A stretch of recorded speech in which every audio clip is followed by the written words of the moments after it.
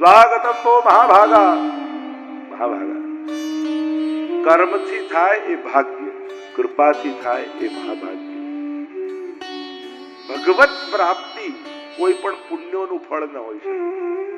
ભગવત સેવા એ કોઈ પુણ્યનું ફળ નથી. ભક્તિ એ કોઈ પુણ્યનું ફળ નથી. એ તો કેવલ કૃપા દ્વારા જ મળે છે. પુણ્ય થકી, સત્કર્મ થકી પુણ્ય મળે, પુણ્ય થકી સુખ મળે. પુણ્યોનું ફળ ભક્તિ કે સેવા ન હોય. એટલે કહું, તમને જે મળવા જઈ રહ્યું છે ને, એ મારી કૃપાના કારણે મળશે. મહાભાગા, પ્રિયમ કેમ કરવા? તમારું શું પ્રિય કરો? હમણાં અડધી રાતના સ્ત્રીઓએ વનમાં આવવું ઠીક નથી. બને તો જલ્દી પાછા જાઓ. તમારા સ્વજનો, બંધુ, પિતા, ભાઈ તમારી પ્રતીક્ષા કરતા હશે. સ્ત્રીની, પતિની સેવા કરવી એ સ્ત્રીનો ધર્મ છે. રોગી હોય, નિર્ધન હોય, વૃદ્ધ હોય તો એ પાછા જે એની એમાં તમારું કલ્યાણ છે. 10 શ્લોકમાં ભગવાને ધર્મોપદેશ કર્યો. ગોપીઓએ 11 શ્લોકનો ઉત્તર આપ્યો. મૈવમ વિભો રતિ ભવાન ગદિતુમ નુસંસમ સંત્યજ્ય સર્વ વિષયાંસ્તો પાદમૂલમ. અરે બધું જ છોડી અમે આપના ચરણે આવ્યા. પ્રભુ, આપ અમને કહો છો પતિની સેવા કરવી એ સ્ત્રીનો ધર્મ. બિલકુલ સાચી વાત છે. પ્રભુ એ ભૂલી ન જતા. આપની વેણું સાંભળીને એ જ ક્ષણે દેહ બુદ્ધિ પડી ગઈ. અહીંયા કોઈ દેહ નથી આવ્યો. અહીંયા તો જીવાત્મા પરમાત્માને મળવા આવ્યો છે. અને જીવાત્માનો એક જ ધર્મ છે, ઈશ્વરની ભક્તિ કરવી. અને અમે એ ધર્મ નિભાવવા માટે આવ્યા. આપે જે કયા સ્ત્રીના ધર્મો, બિલકુલ સાચી વાત છે. પણ સ્ત્રી બુદ્ધિ તો વેણું સાંભળતાની સાથે જ સમાપ્ત થઈ. અને આપ કહો રોગી હોય, નિર્ધન હોય, પતિની સેવા કરવી સ્ત્રીનો ધર્મ. બિલકુલ સાચી વાત. અનેક જન્મો અમે લીધા. દરેક જન્મ સમયે આ દેહનો કોઈ જુદો પતિ હતો. દરેક જન્મમાં આ દેહનો પતિ જુદો હતો. પણ આત્માનો પતિ તો દરેક જન્મમાં આપ જ હતા. અને એટલા માટે આપને ભજવા એ જ અમારો પરમ ધર્મ છે. ભાઈ, બંધુ, સખા બધા જ તમારી પ્રતીક્ષા. પ્રભુ, વ્યક્તિઓને છોડીને આયા છીએ, વૃત્તિઓ તો લઈને જ આયા છીએ. હવે તો ત્વમેવ માતા ચ પિતા ત્વમેવ બંધુ ચ સખા ત્વમેવ સર્વમ સર્વદા સર્વભાવેન ભજનીયો વ્રજાધિપ સ્વસ્યાયમેવ ધર્મો હિ નાન્યક્વાપી કદાચન. સર્વભાવે પ્રભુને ભજો. મહાપ્રભુજીની આજ્ઞા છે. આપ અમને જવાનું કહો, ધર્મની વાત કરો છો. પ્રભુ, દરેક ધર્મ ધર્મી માટે હોય છે. આપને મેળવવા માટે તો બધા ધર્મો છે. અને આપ મળતા હો તો પછી ધર્મ કરવા કોણ જાય? ઠાકોરજી સામે તમને ઉભા હોય, મળે અને તેમ કહો, અરે મારે તો 11 માળાનો નિયમ છે, નિયમ તો રહી ગયો. ઉભા રહેજો પ્રભુ, હમણાં માળા કરીને આવું. તમે આવું કહો ના.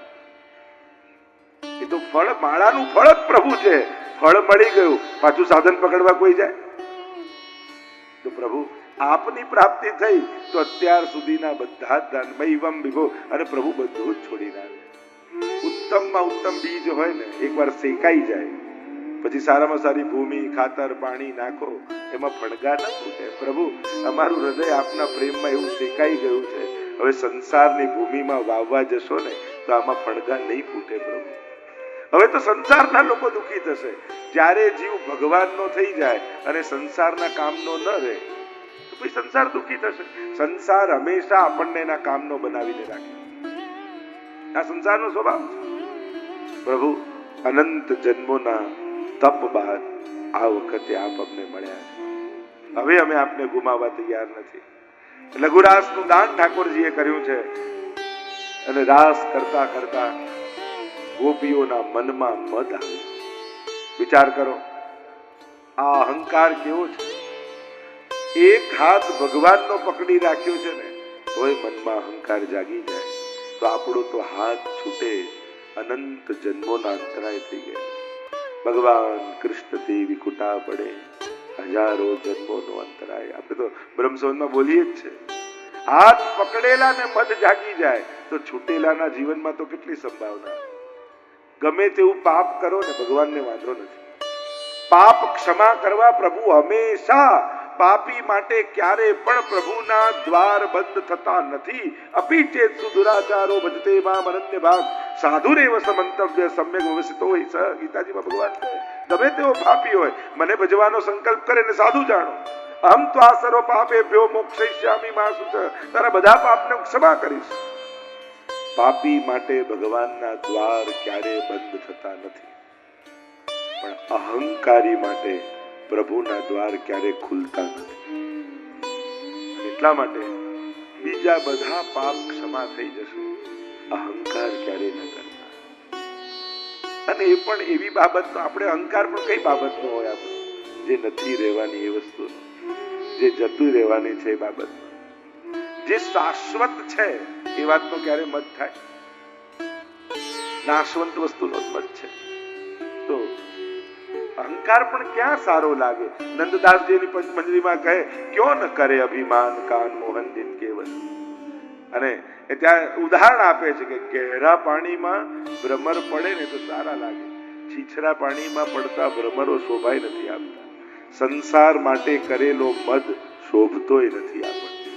આ ભગવાન માટે કદાચ થઈ જશે ને તો શોભા આપશે. પક્ષ લે છે ગોપીઓનો નંદાસ કે અરે અમારા ગોપીજન મદ નહીં કરે, અહંકાર નહીં કરે તો બીજું કોણ કરે? ક્યો ન કરે અભિમાન કાન મોહન જિન કેવલ. અરે જેને સંસાર વશ કર્યો હોય એ લોકો અહંકાર કરે, તો જેને ભગવાન વશ કર્યો હોય એને તો અહંકાર કરવાનો અધિકાર છે. કે જેને વશ ઠાકોરજી થઈ ગયા, કેવલ અહંકાર કરવાનો તો એને જ અધિકાર છે જેને પ્રભુને વશ કરી દીધા હોય. એટલે પક્ષ લે છે ગોપીઓનો નંદાસ. મદ આવી ગયો. એટલે હું તો હંમેશા કહું, એક હાથ ઠાકોરજીનો પકડી રાખ્યો હોય ને તો બીજા હાથથી ગુરુના ચરણ પકડી રાખવા, જેથી ક્યારે અહંકાર ના આવવા દે આપણા જીવન. એના વચનો સાંભળતા સાંભળતા સાંભળતા સહજમાં દીનતા પ્રગટ થઈ જાય, દૈન્ય આવી જાય. મહાન વ્યક્તિ સરળ હોય છે, અને સરળ બનવું દુનિયામાં અઘરું હોય છે. મોટો એ જ છે જે પોતાની મોટાઈ ન બતાવે, શ્રેષ્ઠ એ જ છે જે સહજ હોય છે. ગુરુ એ જ છે જે લઘુ થઈને ફરતો. એને ક્યાંય પોતાના ગુરુ મોટાપણા અને મોટા બનવું એ કઠિન છે, મોટાઈ કઠિન છે. આપણે ત્યાં તો ભગવતીએ કહ્યું કે આ બધું જ ક્યાંક જે પણ વસ્તુ ભગવત પ્રાપ્તિમાં નડે એનાથી બને તો દૂર રહે. અહિર કી જાત સમીપ નંદ ઘર ઘરી ઘર. ગોપીઓ કહે કોઈ મોટી જ્ઞાતિ બી ના આપતા, નહીં તો પાછું એની બધી મર્યાદાઓ નડશે. અહિર કી જાત, પ્રભુને મળવા જવું હોય ને અમને કોઈની શરમ ન લાગે એ રીતે જતા રહી. કારણ કે મોટા સ્થાનોમાં બેસવું અને એ મર્યાદાને જાળવવી અઘરી છે. હવે તમારે નાથા દ્વારા જવું તો કઈ કરવું પડે, ટિકિટ કપાઈને પહોંચી જાવશે. હવે અમારે જવું હોય તો ભીતરિયા ગયા કે નહીં, પેલા ગયા કે નહીં, આ વ્યવસ્થા થઈ કે નહીં, પેલી વ્યવસ્થા થઈ કે નહીં, અપ્રસ ક્યાં કરીશું, આ કેટલી વ્યવસ્થા કરવી પડે. તો ઘણી વાર ભગવત પ્રાપ્તિમાં પણ એ મોટાઈ પણ ક્યાંક પ્રભુમાં પ્રતિબંધ રૂપ થઈ જાય. સરળ થવું, સહજ થવું. એટલે જ આપણે ત્યાં એવા આચાર્યનો પ્રસંગ આવે છે કે જયારે નિત્ય લીલામાં પધારવાનો સમય એમનો થયો. સમય થયો એટલે આજુબાજુ વૈષ્ણવ હતા, એમને કહ્યું મને જમીનમાં સુવડાવી દો. ઓડાડી દીધા. બહુ સેવામય આચાર્ય, એટલા ભક્તિમય આચાર્ય વલ્લભકુલના. અને પડાડી દીધા અને વિચાર કરવા લાગ્યા કઈ કઈ સેવા કરી ને કઈ કઈ સેવા કરવાની રહી ગઈ. અને બંને નેત્રોમાંથી દળ દળ દળ દળ અશ્રુપાત થયો. જયરાજ આપણું તો જીવન ભક્તિમય, કથામય, સેવામય ગયું, પછી આપની આંખમાં અંત સમયમાં આંસુ કેમ? ત્યારે એમણે કહ્યું કે વલ્લભકુળમાં સૌભાગ્યથી જન્મ મળ્યો, સ્વરૂપ સેવા મળી, પણ અમારા ઘરે ખૂબ મુખ્યા ભીતરિયા હતા. ઠાકોરજીની ઝારી મથનીમાંથી ઘણી વાર ભરી, પણ કુવામાંથી મથની ભરવાની સેવા ક્યારે ન મળી. આજે એ સેવા ચૂકી ગયો હું. હે ઠાકોરજી, આવતા જન્મમાં કોઈ વૈષ્ણવ કુળમાં જન્મ આપજો તો આવી નાની નાની સેવાઓથી પણ વંચિત ના રહી જાય. આવો ભાવ મુક્તિ માર્ગમાં છે.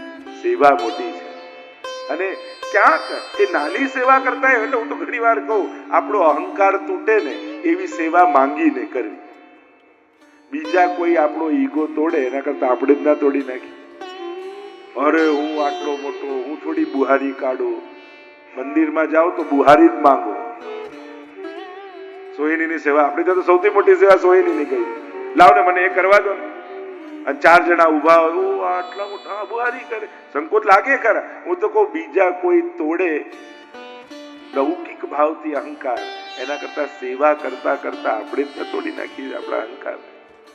એવી સેવા હાથે કરીને માંગો જેનાથી આપણને સંકોચ શરમ લાગતી હોય, જેમાં આપણો અહંકાર ગવાતો હોય. અને જ્યારે એવી સેવા કરતા સંકોચ જતો રહેશે ને, ત્યારે સાચા અર્થમાં તમે સેવક બની શકશો, વૈષ્ણવ બની શકશો. ભગવત સેવામાં માલિક ઠાકોરજી છે, આપણે તો બધા ચાકર છે. મને ચાકર રાખો જીજી, મીરાબાઈ તો ભજન છે ને, મને ચાકર રાખો, દાસ બનીને. આ ભાવ આપણે ત્યાં જાગવો જોઈએ. બને એટલી દીનતા જીવનમાં આવશે ને, ભક્તિ કરવાનો આનંદ બદલાઈ જશે. નહીં તો ભાર લઈને જ ફર્યા કરે. મને લોકો સાચવશે કે નહીં, મને બેસવાનું મળશે, મને આ મળશે, મને પેલું મળશે. હંમેશા ચિંતા વ્યવસ્થાઓની રહેશે. પોતાના પદ અને પ્રતિષ્ઠાને સાચવવાની વ્યવસ્થામાં જ જીવન ખતમ થઈ જશે. ભક્તિ અને સેવા કરવાનો આનંદ મંદિરમાં, કથામાં, તીર્થમાં ગયા પછી પણ માણી નહીં શકો. એટલે અમુક જગ્યાએ પોતાની મોટાઈ મૂકી અને સેવક બનીને જ જવું. કારણ કે અમુક જગ્યાએ મોટા બનવામાં નુકસાન છે અને નાના બનવામાં જ લાભ છે. સામર્થ્ય બતાવવાની જગ્યાઓ દુનિયામાં ઘણી છે. પ્રભુ, ભક્તિ, હવેલી, કથા, આ બધી લૌકિક સામર્થ્ય બતાવવાની જગ્યાઓ નથી. ત્યાં તો સેવા પ્રગટ કરવાની જગ્યાઓ છે, દીનતા પ્રગટ કરવાની જગ્યાઓ છે. અને એનાથી જ આપણી વૈષ્ણવતાની પ્રાપ્તિ થવાની છે. અહીંયા ગોપીઓના મનમાં મદ આવ્યો. પ્રભુએ જોયું, અરે હું સાથે છું તોય મત. પ્રભુ અંતર ધ્યાન થઈ ગયા. એકબીજાનો હાથ પકડેલી ગોપીઓ જોવા, અરે કૃષ્ણના હાથની જગ્યાએ ગોપીનો હાથ ક્યાંથી આવી ગયો? અહીંયા જોયું તો પ્રભુના હાથની જગ્યાએ ગોપીનો હાથ ક્યાંથી આવ્યો? તે જોયા પ્રભુને, તે જોયા પ્રભુને, તે જોયા પ્રભુને. એકબીજાને પૂછીને શોધવા લાગી ઠાકોરજી. અમારે પ્રભુ કહા ગયે? ઠાકોરજી ક્યાં ગયા? ચારે બાજુ રાત્રિના સમય શોધે છે. ચરણ ચિહ્ન દેખાયા, ફૂલ પડેલા દેખાયા. અરે કોઈ એક ગોપીને સાથે લઈ ગયા છે. એની વેણી ગુથી, એના ફૂલો અહીંયા પડે છે. આગળ ગયા તો એક નિકુંજમાંથી રડવાનો અવાજ સંભળાયો. દોડતા અંદર જઈને જુએ તો જે સહચરી છે, રાધિકા સહચરીને પૂછ્યું કે અરે તને પણ મૂકી ગયા?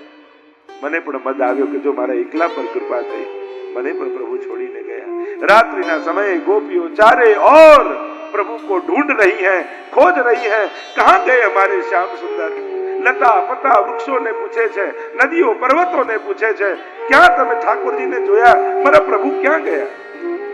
એક ભાવ આપણે તો એ પણ બતાવે કે રાત સમયે શોધતી શોધતી ગોપીઓ ગિરિરાજજીના પાછળના ભાગમાં આવી અને ત્યાં લોટાજી, પુછરીકા લોટા છે ને, એ ભક્ત બેઠા હતા અને એમને એકબીજા ખૂણીઓ મારીને ગોપીઓ કહેવા લાગી, પૂછરી શ્યામ કહાં ગયે, પૂછરી ક્યાં ગયે, પૂછરી શ્યામ કહાં ગયે, લોટાજી કો પૂછ. એટલે એ સ્થાનનું નામ પડ્યું પૂછરી કા લોટા. પૂછરી કોઈ પૂછ થોડી છે ગિરિરાજજીને, અહીંયા ગોપીઓ એકબીજાને કે પૂછરી પૂછ, અને એટલે ત્યાં પૂછરી કા લોટા નામ પડ્યું એમ કહેવાય. શોધતી શોધતી ગોપીઓ પ્રલાપ કરવા લાગી. ઘણા ના જોતા ઘર બહાર આસ આવે તો સમય અભાવ છે, મારે ઠાકોરજીને છેક વિવાહ સુધી લઈ જવાના છે. એટલે ગોકુલ થી મથુરા જઈશું, મથુરાથી દ્વારિકા જઈશું, દ્વારિકાથી છેક વિદર્ભ લઈ જવાના છે અને અડધો કલાક જ છે. આટલું તો ફ્લાઇટમાં ટાઈમ ના લાગે, ત્યાંમાં વધારે લાગે, પણ પ્રભુ વિવાહ સુધી જશે. એ આનંદ આપણે વિવાહ ખેલનો ઉત્સવ આજે ખૂબ ધામધૂમથી પ્રેમ સરોવરમાં કરવાનો છે. એ પ્રેમ સરોવર પ્રભુની નૌકા વિહારનું સ્થાન છે.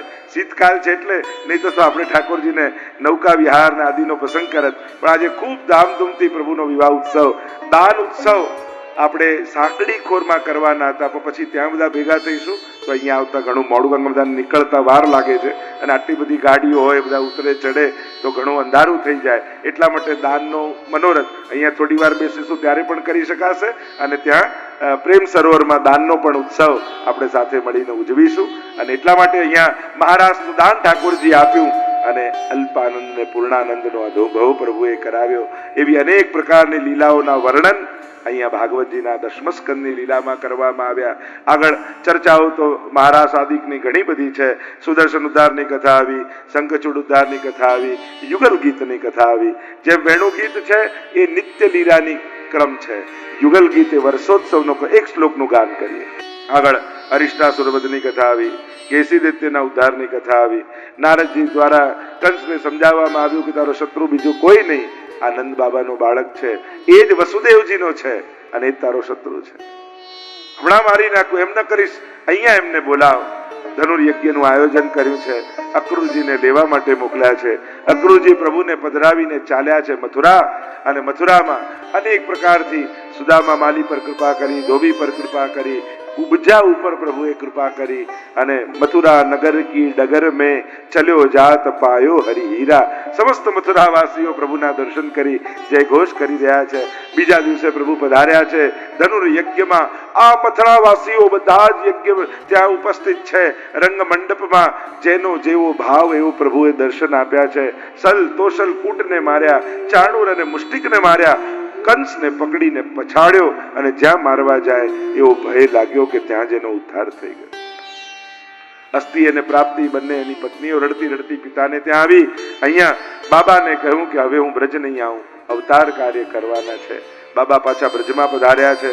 અહીંયા 64 દિવસમાં 64 વિદ્યા પ્રભુ જ્યારે સાંદીપનીના આશ્રમમાં ભણવા માટે પધાર્યા, 64 દિવસમાં વિદ્યાને પ્રાપ્ત કરી દીધી. પ્રભુના જનો યાદી થયા, વિદ્યા અભ્યાસ થયા. અહીંયા યશોદાજી વિરહમાં ઝૂરી રહ્યા છે. પ્રભુનો જન્મ દિવસ છે. રાજા મહારાજાઓ વધાઈ આપવા માટે આવ્યા છે. આખો સભા ખંડ ભરાયો છે, પણ પ્રભુ નથી દેખાતા. પ્રધાન છે ઉદ્ધવ, ચારે બાજુ ગોતે કે કૃષ્ણ ગયા ક્યાં. બધા જ ઓરડામાં શોધી લીધા, ક્યાંય ન દેખાયા. છત પર આવ્યા તો ગોકુલ તરફ દ્રષ્ટિ કરીને પ્રભુ અશ્રુપાત કરી રહ્યા છે. પ્રભુ આવા મંગલ દિવસે આપની આંખમાં આંસુ કેમ? અને પ્રેમના રંગે રંગાઈ સાષ્ટાંગ દંડવત કર્યા. વંદે નંદ વજસ્ત્રીણામ પાદ રેણુમ અભિષ્ટ સહ યાસામ હરિકથોત ગીતમ પુનાતિ ભુવનત્રયમ. વંદન કરું છું ગોપીઓની ચરણ રજને, કે એમના પ્રેમની કણિકાનો આસ્વાદ મને મળી જાય. સુંદર વર્ણન આવ્યા. 17 વાર ચડાઈ કરી જરાસંઘે, 18મી વાર કાળયવન ભેગો આવ્યો. મથુરા છોડીને ભાગ્યા રણછોડ. ગિરનારની ગુફાઓમાં ગયા. મુચુકુંદ મહારાજ સૂતા હતા, પોતાનું પિતાંબર ઓઢાડી દીધું, વરદાન માંગીને સૂતા, મને જે ઉઠાડે પડીને ભસ્મ થાય. પ્રભુને થયું કે ભક્ત સૂતો સારો નહીં. જ્યાં પોતાનું પિતાંબર ઓઢાડ્યું, કાલિયવન એમ થયું કૃષ્ણ છે. જ્યાં પિતાંબર ખેંચ્યું, જાગ્યા મુચુકુંદ. આંખમાંથી અગ્નિ નીકળીને કાળિયવન ભસ્મ થઈ ગયો. વિશ્વકર્માજીને બોલાવ્યા અને આજ્ઞા કરી કે હવે સુવર્ણની દ્વારિકાનું નિર્માણ કરો. સુવર્ણની દ્વારકા બનાવી. દાઉજીના વિવાહની કથા આવી, બલરામજીના. રેવતીજી સાથે ભગવાન દાઉજીના વિવાહ થયા છે. પ્રભુના વિવાહની કથા આવી. વિનંતી કરી છે. રૂક્ષ્મણીજીનું નક્કી થયું શિશુપાલ સાથે, અને નારદજીને થયું કે આ તો લક્ષ્મી રૂપા દ્વારિકાધીશને વરવા જઈએ. આવ્યા રૂક્ષ્મણીજી પાસે ને કહેવા લાગ્યા, તમને ખૂબ ખૂબ બધાઈ, બહુ સારા સમાચાર મળ્યા. શિશુપાલ જોડે તમારું નક્કી થઈ ગયું, બહુ આનંદની વાત. પણ જો કૃષ્ણ સાથે થયું હોત ને તો જોડી જુદી જ લાગે. ચલો જે થયું, પાછું 5 મિનિટ થાય પાછા કે પણ જો દ્વારિકાધીશ સાથે થયું હોત તો વાત જુદી જ થાય. ચલો જે થયું, પણ જો આમ કરીને 4-5 વાર થયું ને તો રૂક્ષ્મણીજીના મનમાં પણ ના રહ્યું, અરે હું પણ પ્રેમ તો દ્વારિકાધીશને જ કરું છું. તો કહો ને એને. કેમ કહું? પત્ર લખો.